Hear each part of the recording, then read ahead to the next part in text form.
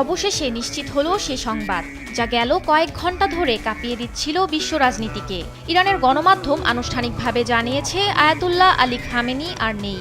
Israel ও যুক্তরাষ্ট্রের চালানো যৌথ বিমান হামলায় চিরবিদায় নিলেন ইসলামিক প্রজাতন্ত্রের এই শীর্ষ ক্ষমতাধর ব্যক্তিত্ব। ইতিমধ্যে 40 দিনের রাষ্ট্রীয় শোক পালনের ঘোষণা দিয়েছে তেহরান।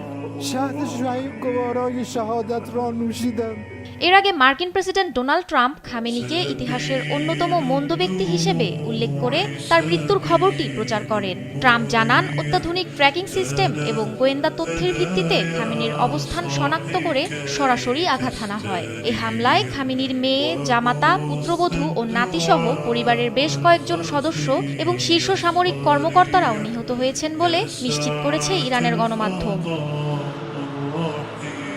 অ্যান্টি স্লিপারি টেকনোলজি ও সফট টেক্সচারটাই নরম ঘাসের স্পর্শ, সাপোর্ট গ্রাস ম্যাট, নান্দনিকতার ছোঁয়া।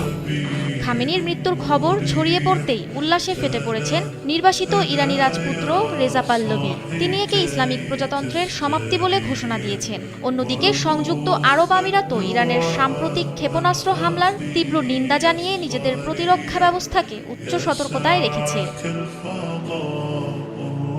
খামেনির মৃত্যুর খবর নিশ্চিত হওয়ার পরও হামলা থামায়নি মার্কিন যুক্তরাষ্ট্র ও ইসরায়েল, বরং অপারেশন আরও জোরদার করা হয়েছে। প্রেসিডেন্ট ট্রাম্প স্পষ্ট জানিয়েছেন, মধ্যপ্রাচ্যে শান্তি প্রতিষ্ঠা না হওয়া পর্যন্ত এ পিন পয়েন্ট বোম্বিং বিরতিহীনভাবে চলবে। পেন্টাগন জানিয়েছে, ইরানের আইআরজিসি এবং গুরুত্বপূর্ণ সামরিক স্থাপনাগুলো লক্ষ্য করে একের পর এক টার্গেটেড স্ট্রাইক চালানো হচ্ছে। আয়াতুল্লাহ খামেনির প্রস্থান এবং অব্যাহত এই বিমান হামলা সব মিলিয়ে ইরান এখন তার ইতিহাসের সবচেয়ে বড় অস্তিত্ব সংকটে।